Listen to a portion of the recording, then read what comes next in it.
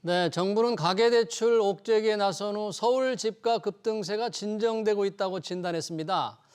그런데 시장에서는 어떻게 평가하고 있을까요? 앞으로 주목해야 할 지역은 어디인지, 내 집 마련에 나서야 할 시기까지 전망해 보겠습니다.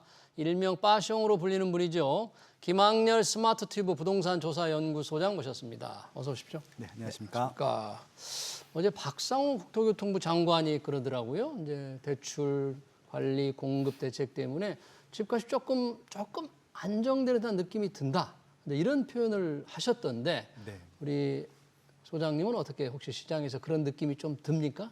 그러니까 뭐 어떤 기준으로 안정이 됐다라고 표현을 할지 모르겠지만 조금 그런 조짐이 보인다. 예, 안정된 지역이 있고요. 네. 여전히 조정되는 지역이 있고요. 여전히 상승되는 지역이 다 섞여 있거든요. 이것을 뭐 전체 평균으로 뚱쳐서 얘기하는 것들은 오히려 시청자분들이나 국민들한테 오히려 더 방해가 될 것 같다는 생각이 들고 있고요. 예. 지금도 수급이 좀 깨진 지역들, 그러니까 수요가 많고 공급이 적은 지역들은 오르고 있고요. 결국은 지금 수급으로 시장이 결정되고 있다 그렇게 좀 말씀드리고 싶습니다. 그래서 아마 박상우 장관님께서 하신 말씀은 7월 달에 거래량이 워낙 많았거든요. 7월에 8월 달에 거래량 자체가. 8월 달에 거래량이 좀 줄었고 9월 달도 거래량이 많지는 않아요. 아마 그런 좀 이달도? 진정 국면, 교류량을 가지고 본 진정 국면에 대한 얘기인 것 같고요. 예. 실질적으로는 뭐 시장이 크게 바뀌었다고 보이지는 않습니다. 아, 그래요? 네. 그러면 수급상으로 조금 여전히 오르고 있는 지역은 혹시 어느 곳인가요? 서울은 계속 오르고 있다라고 보셔도 될 것 서울은? 같고요. 그러니까 이제 매매가, 전세가가 다 오르고 있어요. 그러니까 서울은요? 전국적으로 서울, 경기, 인천의 주요 지역들 다는 아닙니다. 예. 주요 지역들은 매매가, 전세가가 다 오르고 있습니다. 저는 이제 오르고 있다는 것들의 기준을 이제 뭐 전세가도 보고 매매가도 다 봐야 되거든요. 근데 서울, 경기, 인천에서 주요 지역들은 확실히 두 개 다 오르고 있고요. 지방에 아직도 조정되는 지역들은 전세가 매매가가 다 조정이 되고 있거든요. 그리고 이제 전세가랑 매매가랑 이렇게 좀 역전되는 현상들도 있고 뭐 지금 그렇게 좀 섞여 그래요? 있다고 보시면 될 것 예. 같습니다. 지금 정부가 공급 대책을 내놓았고 금융감독원을 통해서 지금 은행의 대출을 꽉 조이고 있는데 이런 수요 억제를 하잖아요. 대출 통제를 통해서 늘 집값이 오를 때 이런 대책이 이제 발동이 되곤 했습니다. 과거에 그 어느 정도 효과가 있었는데 이번에는 정말 집값을 잡는 효과가 아직은 이제 뭐 시작된 지 얼마 안 됐으니까 효과가 좀 있을 거로 보세요.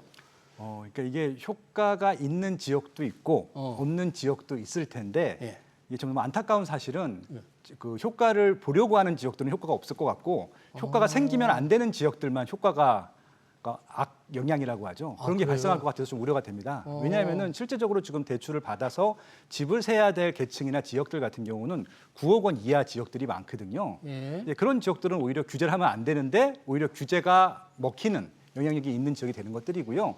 소위 말해서 강남 3구라든지 용산구라든지 마포, 성동, 뭐 동작구, 그다음에 뭐 강동구처럼 중상위권 지역들 같은 경우는 실질적으로 이 대출 규제와 거의 무관한 시장이거든요. 수급으로 움직이는 시장인데 오히려 그런 지역들은 어떻게 보면은 대출 규제 영향은 없다라고 보는 거죠. 아, 그래요? 네. 강남 3구, 마용성은 이 지금 대출 통제 영향을 훨씬 덜 받는다. 그렇죠. 9억 원 이하 지역들이 보통 영향이 많고요. 그 이상 지역들은 수급 논리로 보통 움직이는 게 일반적입니다. 네, 9억 원 이하의 지역들은 정말 조금 대출 같은 걸 좀 도와주면서 집값에서 집을 살 수 있게 조금 해야 되는데 그런 데가 훨씬 통제 대책에 영향을 많이 받는다. 그러니까 지난 정부에서 워낙 규제를 심하게 하다 보니까 실질적으로 내 집 마련을 많이 못했잖아요. 예. 그래서 이번 정부가 들어서면서 서민들은 내 집 마련 하기를 정말 도와주겠다. 그래서 매년 정책자금 대출을 많이 폈거든요. 많이 늘렸죠. 예. 작년 같은 경우는 특례 보금자리론이 나왔었고 예. 올해 같은 경우는 신생아 특례 뭐 이런 대출들이 많이 나왔었습니다. 예. 그래서 실질적으로 효과가 있다라고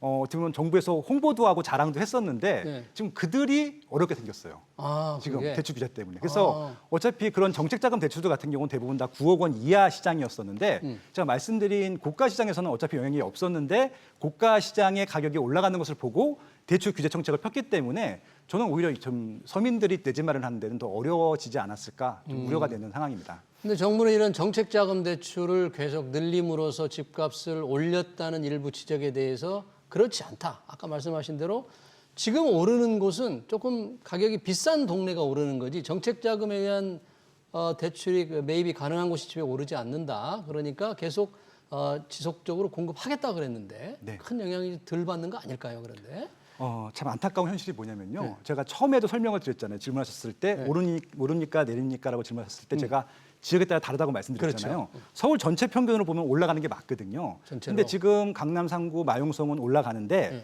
소위 말해서 노도관 금강구는 아직도 조정이 되고 있거든요. 어. 그러니까 이것을 올라간다라고 간주를 해버리고 네. 대출 규제를 해버리다 보니까 조정되고 있는 지역들은 더 피해를 보게 되는 것들이어서 제가 우려하고 있는 부분들은 그런 말씀이란 얘기고요. 예. 그래서 실질적으로 저는 대출 규제, 세금 규제 이런 것들로 부동산 시장을 안정화하기보다는 수급으로 진행이 되는 경우가 많기 때문에 공급을 좀 더 활성화해서 진행하는 것이 더 바람직하지 않겠느냐 그런 생각들을 갖고 있습니다. 네, 공급 얘기를 이제 말씀하시니까 윤석열 정부 뭐 출범 때부터 공급 확대 정책을 계속 얘기했고 얼마 전에도 앞으로 6년 동안 뭐 42만 호를 수도권에 공급하겠다. 이 정도면 목표는 굉장히 큰 것 같은데 과연 얼마나 될지 이 정책에 대해서는 어떻게 보세요? 그러니까 42만 호라고 하는 것들이 적시적소에 공급이 돼야지 효과가 있는 것들이잖아요. 지금 말씀하신 것들은 계획이고요. 예. 더 정확히 말씀드리면은 전국 평균으로 보게 되면 아파트만 최소한 40만 채 전후가 공급이 돼야 됩니다. 매년. 40만 채. 예, 42만 채의 전 정체가 뭔지 잘 모르겠고요. 그러니까 플러스 알파인지 원래 40만 채 공급돼야 되는 데다가 플러스 알파를 한 것인지 아닌지 잘 모르겠는데 아마 42만 호가 평소에다가 더한 게 아닐까 싶네요. 말씀 들어보니까. 예, 그러니까 지금 이제 대통령 공약에서 270만 호 플러스 알파였었거든요. 그게 그렇게 되면 그 5년 동안에 50만 채씩 공급해야 된다는 얘기인데 못 하고 있거든요. 그렇죠. 여러 가지 이유가 있습니다. 주택을 새로 공급하는 것들은 두 가지가 있는데 예. 하나는 정비 사업이 있고 하나는 신도시가 있습니다. 예. 신도시는 이미 이전 정부부터 추진하고 있던 3기 신도시가 있었고요. 네. 정비 사업은 늘 추진하고 있던 그런 겁니다. 재건축, 재개발, 리모델링일 텐데 예. 지금 어느 하나 제대로 공급이 되고 있지는 않거든요. 그러다 보니까 정부에서는 뭐 긴급하게 뭐 그린벨트를 푼다, 8만 원 공급하겠다라고 하는데요. 그건 말이 안 되는 게 이번 정부에서는 그 그린벨트 푼 것 가지고는 공급이 아예 안 되고요. 그린벨트 풀고 하는데 시간이 많이 걸리니까. 최소한 10년 이상 걸려요. 10년 이상 걸려요. 실제 저희가 입주까지 하려면은 그렇기 때문에 지금 이미 진도가 나가고 있는 3기 신도시의 좀 사업성을 높여서 더 많은 공급을 한다든가 아니면 좀 진도를 또 빨리 당겨준다든가 아니면은 재건축, 재개발, 리모델링을 진행함에 있어서 단계별로 인허가 가는 것들이 있거든요. 좀 규제를 좀 풀어줌으로써 좀 속도를 가속화하든지 두 개가 진행이 돼야 되는데 지금 어느 한쪽 다 빠르게 진행되는 모습은 보이지 않고 있습니다. 예. 그래서 아마 42만 채가 어떤 정체인지는 모르겠지만 공급이 속 시원하게 진행되고 있지 않다 그렇게 좀 평가하고 있습니다. 지금 정부도 이런 공급 부족에 대한 약간의 일반 국민들의 조금 의구심을 달래기 위해서 이 정비 사업을 속도를 내기 위해서 뭐 특별법을 제정하겠다 해서 많은 절차를 간소화하겠다고 얘기는 했는데 네. 과연 그 절차 간소화만으로 정비 사업, 재건축, 재개발이 활성화될지 속도가 날지 그런 좀 의문은 있습니다. 그런 부분은. 실질적으로 정비 사업은 여러 가지 좀 이렇게 어려움들이 있어요. 그러니까 인허가적인 어려움도 있고 자체적으로도 뭐 조합 비대위 싸움 또 최근에는 공사비가 증가함으로써 또 사업성이 떨어지는 그런 것들도 있거든요. 예. 근데 지금 정부에서 하겠다고 하는 것들 중에서는 나머지 부분들은 정부가 할 수 있는 부분들이 크지 않기 때문에 인허가 단계들을 좀 축소함으로써 여러 가지 좀 그런 단계들을 간소화하겠다라는 측면이 하나 있고요. 그리고 사업성을 높이기 위해서 용적률 좀 높여주겠다라고 하는 게 이번에 88 대책에도 포함이 돼 있었습니다. 예. 근데 문제는 이것들을 진행하기 위해서는 법을 바꿔야 되거든요. 그렇죠. 근데 아시다시피 지금 정부는 아무것도 할 수가 없습니다. 왜냐하면 민주당이 워낙 다수당을 갖고 있기 때문에 지난주에도 국토부 차관님께서 나오셔서 인터뷰한 걸 봤는데요. 이거 정비 사업을 좀 목표대로 계획을 한 대로 진행을 하기 위해서 절차를 갖춰가기 위해서는 8개 법률을 바꿔야 된대요. 8개 법률을. 예, 근데 8개의 법률에 대해서 규제를 한 것이 민주당 정부거든요. 민주당 정부였을 때. 네. 근데 그들이 스스로 만든 그 규제 정책을 풀 리가 만무하죠. 왜냐하면 자기들의 잘못을 인정하게 돼버리는 것들이니까 예. 결국 지금 국회가 도와주지 않으면은 이 정비 사업에 대해서 속도 가속화는 불가능하다라고 말씀드릴 수 있을 것 같습니다. 그러네요. 정비 사업 이 특별법을 통해서 그래서 여러 개 고치기 어려우니까 조금 뭔가 특별법을 만들어 보겠다는 건데 민주당의 협조를 얻기가 현실적으로 어렵다. 3기 신도시를 조금 앞당기거나 공급 물량을 좀 늘리는 게 현실적인 방법은 될 수 있어요. 그 부분이. 지금 이제 그 인천 계양 신도시가 가장 먼저 앞서 나가고 있는데요. 본청약 곧 한다는 거죠? 그렇죠. 네. 예, 그러면 이제 청약을 한 다음에 빠르면 한 3, 4년 안에 입주는 할 수 있을 것 같습니다. 예. 이번 정부 내에서는 입주를 못 하고요. 근데 저는 여기다가 조금 용적률을 더 줘서 예를 들어서 이제 한 구역 내에서 1000세대가 들어올 것들을 1200세 정도 들어오게 설계를 좀 바꿔가지고 가능한지 잘 모르겠습니다. 법적인 예. 전문가가 아니기 때문에 네. 그런 식으로 늘리게 된다면은 아마 몇 년 안에 좀 목표한 것보다는 조금 더 많은 세대 수를 공급할 수 있지 않을까 예. 현실적인 좀 제안을 해보고 싶은 거죠. 네, 3기 신도시 현실적으로 좀 뭔가 좀 늘리고 속도를 당길 수 있는 그런 게 좀 필요할 것 같다 그런 얘기네요.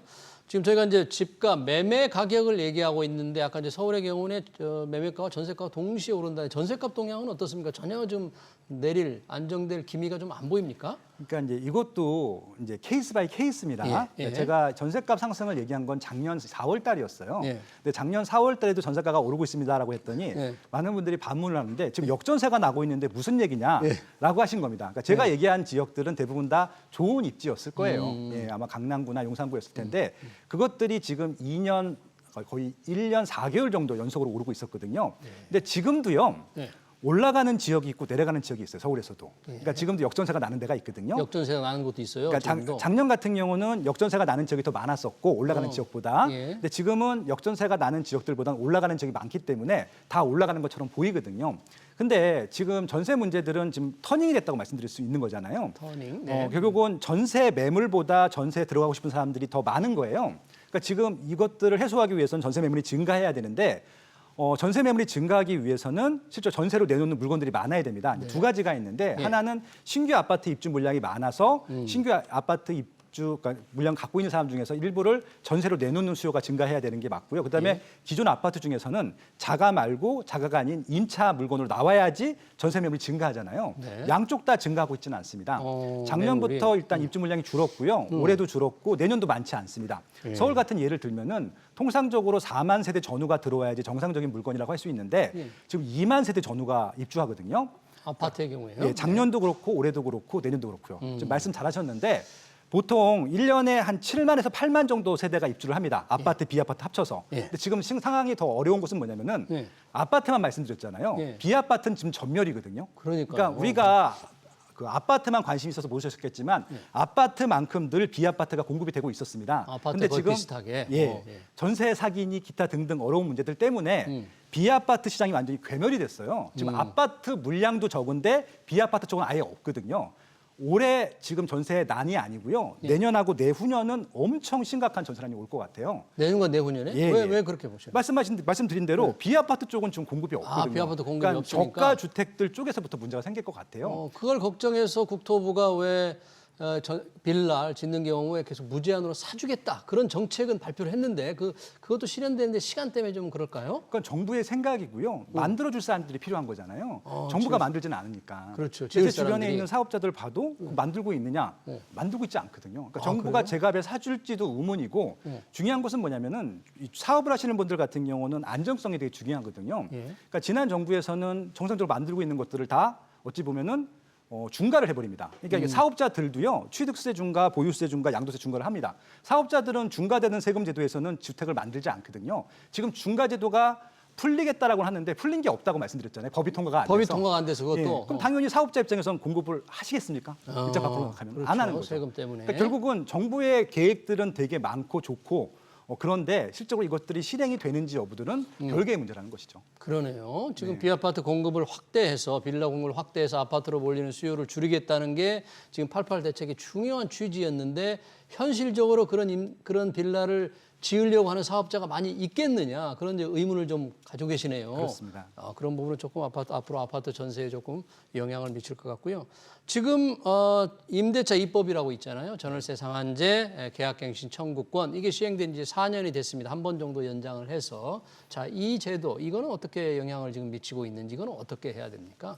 그러니까 임대차 입법에 대해서 아마 문제점을 처음 제기한 사람도 저일 거고 지금도 폐지하자라고 끊임없이 얘기를 하고 있는데요. 폐지를 해야 된다. 예, 그러니까 이게 왜 저는 존재하는지 잘 모르겠고요. 그러니까 예. 이것들이 그러니까 임차 금액이 올라가는 것을 막고 안정적인 임차 물건들을 안정적으로 공급해 하자는 차원으로 만든 제도일 텐데 예. 일단 이것 때문에 공급이 더 안 되고 있어요. 그러니까 지금 공급이? 사람들이 희망하는 것은 아파트인데 예. 아파트 임대 사업자 제도가 일단 없어요.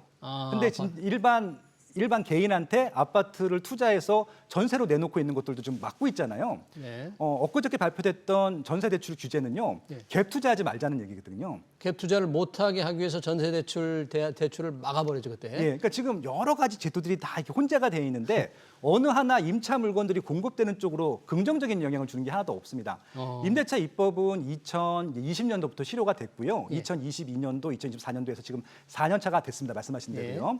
실질적으로 그러면 이것들 때문에 부동산 시장이 안정화됐느냐? 전세값이 안정화됐느냐? 지금 올해 많이 오르고 있다고 말씀드렸잖아요. 예. 안정화됐나요? 이건 정말 소비자 여러분들이 그리고 시청자분들이 판단하실 수 있을 것 같은데요. 임대차 4법 때문에 지금 전세시장이 안정됐습니까? 제가 지금 예측하는 것들 2025년도, 2026년도도 어렵다고 말씀드렸잖아요. 예, 어려울 것 그러니까 같다. 이 쓸데없는 제도들을 저는 왜 유지하고 있는지 잘 모르겠고요. 예. 하려고 한다고 하면은 예전에 아파트 임대 사업자 제도가 있었거든요. 아, 그래서 임대사업자 제도. 그렇죠. 네. 이것들로 그냥 안정적으로 8년, 10년을 묶어두면 되는 것들인데 그걸 다 없애버렸어요. 예. 굳이 이것들을 없애면서 임대차 입법을 만들었는데 그래서 다주택은 못하게 하고 그러니까 이걸 어느 장단에 맞춰야 될지 잘 모르겠어요. 네. 그때 임대사업자 제도가 지금 남아있는 건 좀 있죠? 다세대 빌라 오피스텔만 남아 있습니다. 아, 빌라 오피스만. 예, 근데 거기는 지금 사업성이 없기 때문에 사업성이 투자자들이 없고. 투자할 리가 없죠. 예. 네. 아파트 임대사업자들의 경우에는 그 제도가 여러 가지 세제 혜택을 줌으로써 너무나 이제 이게 투기적으로 좀 이용되고 있다 이런 그때 판단을 해서 없앤 거죠. 그렇죠. 네. 그런데 그게 아파트 공급을 이렇게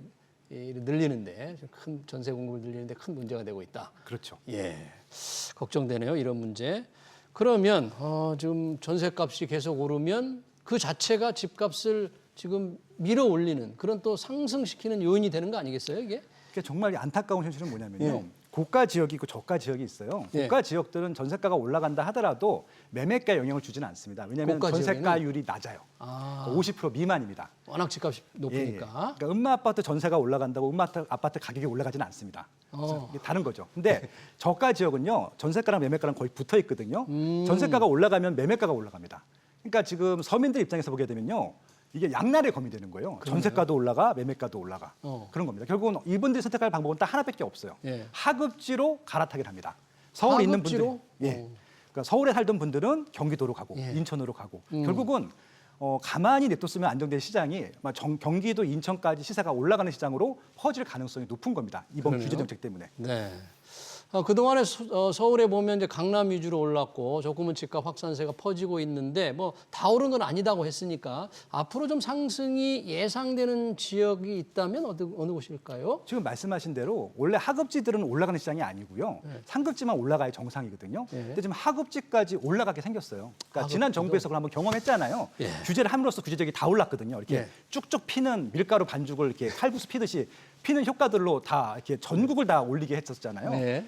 이번 정부는 그렇게 안 할 거라고 생각을 했었는데 지금 나오는 규제 정책 때문에 하급지가 수요가 밀려서 올라갈 수밖에 없는 상황에 갈 것 같다. 예, 그렇게 좀 예측을 그래요. 해보고 있습니다. 하급지로 상승세가 좀 퍼질 것 같다는데 좀 걱정이 됩니다. 짧게 마지막 질문을 좀 들어보겠습니다. 이 실거주자들은 늘 자기가 살기 위해서 집을 사는데 이런 분들도 가격 동향에 따라 조금 시점을 점치고 있어요. 이런 분들은 어떻게 해야 됩니까? 제가 이제 이 질문을 모든 언론사한테 매번 받는데요. 제가 25년째 대답을 바꾼 적이 없습니다. 지금 뭡니까? 당장 사셔야 돼요. 언제든 그럼 예, 25년간 그렇게 응답을 하셨어요? 왜냐하면은 지금 이 시장에서 문제가 아니라 보세요. 임차인들 같은 경우는 방법이 없어요. 또 하급지로 갈 수밖에 없잖아요. 근데 지금 집이 있는 분들은요, 그냥 살면 돼요. 네. 올라가든 내려가든 상관이 없는 겁니다. 그렇죠. 그래서 갈아탈 시기가 되면은 그냥 내가 시기를 골라서 갈아타면 되는데 임차인 분들 같은 경우는 내가 시기를 선택할 수가 없어요. 예, 쌀 때 산다? 이건 불가능하고요. 대부분 임차인들은 비쌀 때 삽니다. 그래서 결국은 그래요? 누가 파는 사람들을 받아줄 때. 예. 그러니까 결국은 저는 이 시장에서 어떻게 보면은 게임의 시장에서 좀 벗어나서 안정적으로 주거 생활을 하려고 하면은 내 집 마련은 빠르게 하는 게 좋다. 빠를수록 그렇게 좀, 좋다. 예, 제안드리고 언제나. 싶습니다. 그동안 네. 25년 동안 한 그런 얘기를 계속해 왔다네요. 부동산 시장 동향, 실수요자들의 투자 전략까지 잘 들었습니다. 지금까지 김학렬 스마트 튜브 부동산 조사연구소장이었습니다. 소장님 고맙습니다. 고맙습니다.